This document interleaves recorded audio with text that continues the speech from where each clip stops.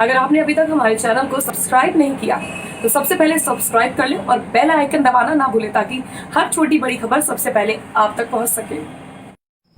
नमस्कार, मैं प्रिंस उपाध्याय सिवान से।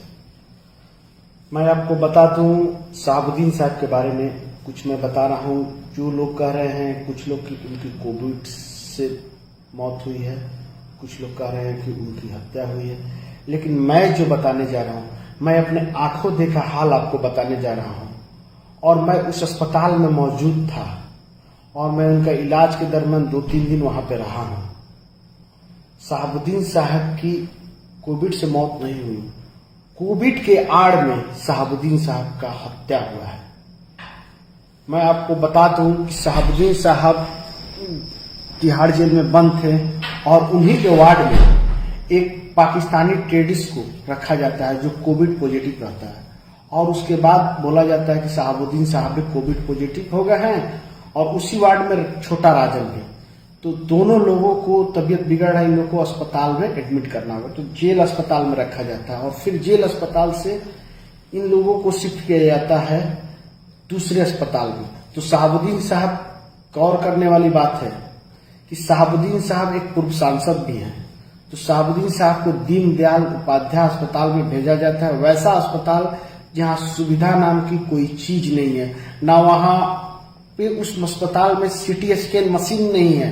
राजधानी भारत की राजधानी के अस्पताल में वहां पे सांसद साहब को रखा जाता है जहां सिटी स्कैन मशीन नहीं है, अच्छे लैब नहीं है, कोई जांच का व्यवस्था नहीं, कोई स्पेशलिस्ट डॉक्टर नहीं है। और वही छोटा राजन जो एक अंडरवर्ल्ड डॉन है, उसको एम्स भेजा जाता है। मैं ये नहीं कह रहा हूं कि उसको एम्स क्यों भेजा गया। देखिए, जान सबकी जान की कीमत है और सबके जीने का अधिकार है, लेकिन एक सांसद को, एक पूर्व सांसद को उसकी जो सुविधा होती है, जो उसका प्रोटोकॉल होता है, वो मिलना चाहिए। लेकिन किसके कहने से नहीं मिला, ये प्रशासन को, शासन को बताना चाहिए। और जेल प्रशासन क्या करता है, उनको दीनदयाल उपाध्याय अस्पताल भेज देता है। जैसे उनके परिजन को मालूम चलता है, वो दौड़े दौड़े भागे भागे दीनदयाल अस्पताल पहुंचते हैं। वहां उनके परिजन को मिलने नहीं दिया जाता है, बताया जाता है कि तबीयत उनकी खराब है, लेकिन किसी को मिलने नहीं देता। तब उनके परिजन कोर्ट का दरवाजा खटखटाते हैं। तो कोर्ट से एक ऑर्डर आता है कि उनके परिजन को दिन में 2 बार मिलने दिया जाए और उनको एक मोबाइल फोन और एक चार्जर और एक बैटरी उनको दिया जाए, सिम, कि वो अपने परिजनों से बात कर सके और अपने स्वास्थ्य के बारे में जानकारी दे सके। और डॉक्टरों को आदेश दिया जाता है कि वो उनके परिजन को क्या ट्रीटमेंट चल रहा है उसकी जानकारी दे और उसका ख्याल रखा जाए। ये ऑर्डर हो जाता है, लेकिन वो ऑर्डर किसके कहने से सिग्नेचर नहीं होता है। और मैं बृहस्पतिवार को जब पहुंचता हूं अस्पताल, तो वहां मैं उसामा साहब को फोन करता हूं। वो बोलते हैं कि मैं अस्पताल के पास में हूं और साहब 4th फ्लोर पे आईसीयू में एडमिट है। मैं 1:30 बजे अस्पताल के ऊपर 4th फ्लोर पे पहुंचता हूं 2 बजे, और 1-1.5 घंटे इंतजार करने के बाद, गार्ड से रिक्वेस्ट करने के बाद, वो डॉक्टर को बुलाता है। तो डॉक्टर बताता है कि शहाबुद्दीन साहब का स्थिति खराब है और उनकी तबीयत थोड़ी बिगड़ गई है, इसलिए हम उनको वेंटिलेटर पे रखे हुए हैं। मैं उसामा साहब को बताता हूँ कि ऐसी ऐसी बात है, वो वेंटिलेटर पे है। गौर करने के लिए यहाँ भी बात है, देखिए, वेंटिलेटर पे कभी भी किसी पेशेंट को रखा जाता है तो उनके फैमिली मेंबर को जानकारी देकर एक पेपर पर सिग्नेचर किया जाता है, उसके बाद उनको वेंटिलेटर पे रखा जाता है। खैर, हो सकता है कि जानकारी दिया गया हो, लेकिन आगे देखिए क्या होता है। मैं अस्पताल में 4-5 घंटे रहता हूं, बताया जाता है कि उनका ऑक्सीजन लेवल गिरकर 88 आ गया है। 100 पर रखा गया है, लेकिन 88 बता रहा है। वेंटिलेटर जो है वो उसको 100 पर चलाया जा रहा है, उनका ऑक्सीजन 88 है। उसके बाद मैं करीब 9, साढ़े 9 बजे, 10 बजे उसामा साहब बोलते हैं कि आप जाइए, आराम करिए, सुबह में आप आइएगा। तो मैं सुबह आराम करने जाऊंगा। मैं चला जाता हूं अस्पताल से होटल, पास में ही होटल रहता है। फिर सुबह मैं 7:30 में आ जाता हूं और उसामा साहब चले जाते हैं। 9:30 बजे करीब में फ्राइडे को राउंड पे जब डॉक्टर आते हैं, तो जो भी अंदर वेंटिलेटर पर रहते हैं उनके अटेंडेंट से मिलते हैं, उनके बारे में बताते हैं। तो मैं वहां पर आता हूं, तो मैं पूछता हूँ शहाबुद्दीन साहब के बारे में बताइए, मैं उनके घर से हूं। तो बताया जाता है कि शहाबुद्दीन साहब के मुंह और नाक से ब्लड आ गया है, उनका मामला क्रिटिकल है और उनको प्लेटलेस प्लाज्मा ये चढ़ाना पड़ेगा। तो हम बोले कि बताइए कब देना है, हम लोग दे देते हैं। तो नहीं आप लोग को नहीं देना है, फाइल हमने आगे भेज दिया है। देखिए फाइल आगे हमने भेज दिया है, किसी का तबीयत खराब हो, किसी को ब्लड की जरूरत, ऑक्सीजन, तो उसके लिए फाइल अप्रूव होके आएगा तो उनका इलाज होगा। आखिर ये किसके कहने पर ये सब प्रक्रियाएं हो रही थी, कौन है इसका जिम्मेदार? उसके बाद उसामा साहब आते हैं 11-12 बजे करीब में, फिर बातचीत होता है। तो फिर डॉक्टर 2 बजे बताते हैं कि उनका प्लेटलेट्स और प्लाज्मा चढ़ रहा है, और 2:30 बजे बताया जाता है कि वो उनका ऑक्सीजन लेवल ठीक है, उनका ऑक्सीजन लेवल अब आ गया है 95। बड़ी खुशी होती है, हम सिवान के लोगों को बताते हैं कि साहब का कंडीशन अच्छा है। और उसके बाद मैं खाना वाना खाने चला जाता हूँ। मैं उसामा साहब को भी बोलता हूँ कि आप भी खाना खा लीजिए। वो बोलते हैं नहीं, क्योंकि उसामा साहब 3-4 दिनों से खाना नहीं खाए थे, एकदम परेशान थे। फिर हमको बोलते हैं कि नहीं आप जाइए, आप खाना खाइए। मैं खाना खा के आता हूँ 5 बजे के आसपास में, फिर वापस हॉस्पिटल। फिर वो जाते हैं नमाज अदा करने। उसके बाद हमको 7 बजे करीब में बताया जाता है कि उनके मुंह और नाक से ब्लड आया था, तो उनको ब्लड भी चढ़ाने की आवश्यकता है। तो ब्लड चढ़ाया जाएगा, और ब्लड के लिए हमने फाइल भेज दिया। फिर ब्लड भी 8 बजे के आसपास में फ्राइडे को चढ़ने लगता है, डॉक्टर के कहने के अनुसार। लेकिन उसी समय एक डॉक्टर हमसे मिलते हैं आपको फ्राइडे को ही दिन में, जो बोलते हैं कि आप लोग यहाँ से इनको शिफ्ट कर दीजिए एम्स, नहीं तो ये नहीं बचेंगे। यहाँ पे कोई इंस्ट्रूमेंट और कोई व्यवस्था नहीं है। मैं मैडम को फोन करके बोलता हूँ कि इनको एम्स शिफ्ट किया जाए, तो वो लोग बताते हैं कि हर्षवर्धन से बात हुई है और वो बता दिए हैं कि एक सीट खाली है, और वो चिट्ठी भी भेज दिए हैं, लेकिन जेल प्रशासन उनको अभी नहीं शिफ्ट कर रहा है। आखिर किसके आदेश का इंतजार कर रहे थे जेल प्रशासन, और किसके आदेश पर हत्या कराना चाहते थे? उसके बाद शाम को 7-8 बजे के करीब में, नहीं शाम को 5 बजे करीब के 6 बजे के आसपास में जेल के एक अधिकारी आते हैं और बोलते हैं इस पेपर पर दस्तखत कर दीजिए। मैं बोलता हूं कि मैं उसामा साहब नीचे हैं, वो करेंगे, तो ना आप पूछ के आप भी कर सकते हैं। तो मैं उसामा साहब को फोन करता हूं और बताता हूं कि एक जेल के अधिकारी ये पेपर सिग्नेचर करने के लिए बोलते हैं। तो जेल उसामा साहब बोलते हैं कि उसको कर दीजिए। मैं दस्तखत नहीं करता हूं, और मैं बोलता हूं कि उसामा साहब बोले हैं कि हम आएंगे तो दस्तखत करेंगे। उसके बाद उसामा साहब आते हैं ऊपर, तो उनसे दस्तखत कराने के लिए बोला जाता है। तो उसामा साहब इतने बदहवास, इतने परेशान रहते हैं कि वो बिना पेपर पढ़े दस्तखत करने जाते हैं। तब तक पीछे से कोई आवाज देता है कि नहीं, पहले एक बार पेपर तो पढ़ लीजिए, उसके बाद दस्तखत कीजिए।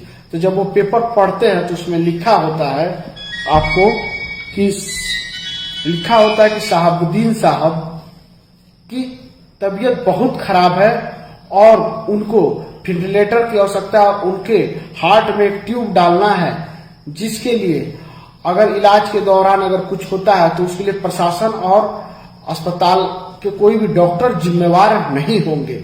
आप इस पर दस्तखत कर दीजिए, और आपको सारे इलाजों से अवगत कराया गया है। तब शहाबुद्दीन साहब के लड़के बोलते हैं कि कहाँ आपने हमको अवगत कराया है? तब डॉक्टर एक बोलते हैं कि आप तो अब आए हैं, हम लोग तो जानते थे कि ये उनके अटेंडेंट हैं। जेल प्रशासन को बताते हैं, तो इनको हमने बता दिया है और ये दस्तखत नहीं कर रहे हैं। तो हम लोग बोले कि जब इनको बताया तो ये दस्तखत करें। तो जेल प्रशासन कहता है कि मैं दस्तखत नहीं करूंगा, आपको करना होगा।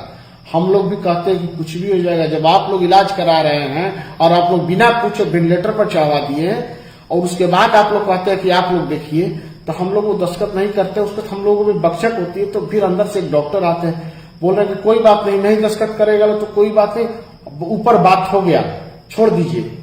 उसके बाद 10 बजे के आसपास में मैं होटल चला जाता हूँ। फिर रात में 11, साढ़े 11 बजे फोन आता है सिवान से कि कहाँ हैं, हॉस्पिटल पहुंचिए, साहब का स्थिति बहुत खराब है। मैं जाता हूँ अस्पताल तो पता चलता है कि ना सब सामान्य है। फिर मैं होटल आ जाता हूँ। सुबह 6 बजे एकाएक फोन की घंटी बजती है और लोग बताते हैं सिवान से कि शहाबुद्दीन साहब का देहांत हो गया क्या? हम बोले कि ऐसी बात है, मैं तो अस्पताल में ही हूँ। अब तो नहीं, देहांत हो गया है, पूरा न्यूज चल रहा है। मैं न्यूज भी देखा तो उन पर उनका देहांत का दिखा रहा। तो मैं दौड़े और कांपते हुए भागा, मैं अस्पताल पहुंचा। वहां गया तो पता चला कि नहीं उनकी तबीयत बहुत खराब हो गई, ऑक्सीजन लेवल उनका गिर के 78-75 हो गया है। घबराने की कोई बात नहीं है। उसके बाद 9, साढ़े 9, 10 बजे तक वहां पर हम जेल के ऊपर अस्पताल के खड़े रहते हैं। उसके बाद एक स्वीपर आता है जो सर सफाई करता है, उससे मेरे 2-3 दिन में रहने से थोड़ा परिचय हो गया था। तो मैं उससे पूछा कि शहाबुद्दीन साहब का क्या स्थिति है। तो वो चारों तरफ देखता है और उसके रास्ते से बोलता है कि जब साहब ठीक थे तो उनको वेंटिलेटर पर क्यों रखवाए। हम बोले ठीक थे तो वेंटिलेटर पर क्यों रखवाए।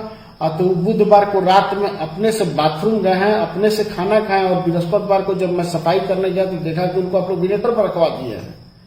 तो हम बोले कि अब क्या कंडीशन है। अब तो साहब तो रात में ही मर गए हैं, ये बात किसी को बताइएगा मत। ये स्वीपर बोलता है हमसे 10 बजे करीब में सैटरडे को। उसके बाद मैं सोचता हूं कि अब मैं क्या करूं। फिर आते हैं एक डॉक्टर, उनसे मैं पूछता हूं कि क्या हाल है शहाबुद्दीन साहब का। न्यूज में चल रहा है कि उनका देहांत हो गया। तो डॉक्टर बोलता है कि देहांत नहीं हुआ, इनका ऑक्सीजन लेवल गिर के 35 के आसपास आ गया है। बाकी हम लोग प्रयास कर रहे हैं उनके बचाने के लिए। हम लोग अब परेशान हो जाते हैं। उसके बाद फिर 12 बजे के करीब में आता है डॉक्टर, बोलता है कि उनका ऑक्सीजन लेवल 18-20 हो गया। और हम लोग देख रहे हैं कि अस्पताल परिसर पूरा छावनी में तब्दील हो गया, पूरा फोर्स आ गया। और 12 बजे के बाद वही डॉक्टर आता है 10-15 मिनट के बाद और बोलता है कि शहाबुद्दीन साहब नहीं रहे, डेथ कर गए। उसके बाद हम लोग को जो स्वीपर बोला था वो सत्य बोल रहा है कि ये सब किसके कहने से हुआ। और हमारी कुछ डॉक्टरों से बात हुई थी, वो लोग बताए थे कि जब भी ट्यूब डाला जाता है 100-200 पेशेंट पे, एक पेशेंट का मुंह से ब्लड आता है। और शहाबुद्दीन साहब के मुंह और नाक से इतना ब्लड कैसे आया, ये सब जांच का विषय बनता है कि शहाबुद्दीन साहब का हत्या हुआ है। खैर हत्या तो करा दिया गया, लेकिन किसके इशारे पर हुआ, जेल डीजी ने क्यों करवाया, ये उसको बताना चाहिए और ये जांच होना चाहिए। और उसके बाद भी देखिए उनको कैसे परेशान किए जाते हैं। वहीं रोहित सरदाना जी जो आपको आज तक के एंकर हैं, उनका कोविड से देहांत हो जाता है। उनका बॉडी उनके गांव जाता है और शहाबुद्दीन साहब का बॉडी हम लोग चाहते हैं कि सिवान लेके जाएं, तो वहां के प्रशासन हम लोग का बॉडी नहीं लाने देता है। कहता है कि नहीं, कोविड का बॉडी जिला से बाहर नहीं जाएगा, गाइडलाइन में नहीं है। हम लोग बहुत प्रयास करते हैं कि हमारे साहब का बॉडी सिवान जाए। खैर कोई बात नहीं, अच्छी बात है, क्योंकि हमारे साहब छोटे नेता नहीं थे, बड़े बड़े नेता, प्रधानमंत्री और राष्ट्रपति को दिल्ली राजधानी में दफनाया जाता है। हमारे साहब सिवान के नेता नहीं थे, बिहार के नेता नहीं थे, वो भारत के नेता थे, इसलिए हिंदुस्तान के नेता थे, इसलिए उनको दिल्ली में जगह मिला और दिल्ली में उनको दफनाया गया। और शहाबुद्दीन साहब हमारे विकास पुरुष थे, और ये विकास पुरुष सिवान की जनता ने नहीं, भाजपा के ही पूर्व प्रधानमंत्री स्वर्गीय अटल बिहारी वाजपेयी जी ने बोला था। और भारत में तीसरा स्थान था विकास पुरुष, और अटल जी ने बोला था सदन में कि सिवान का विकास पुरुष शहाबुद्दीन है। खबरों के लिए बने रहें हमारे चैनल के साथ। इसे लाइक, शेयर और सब्सक्राइब करना बिल्कुल ना भूलें। तब तक के लिए धन्यवाद।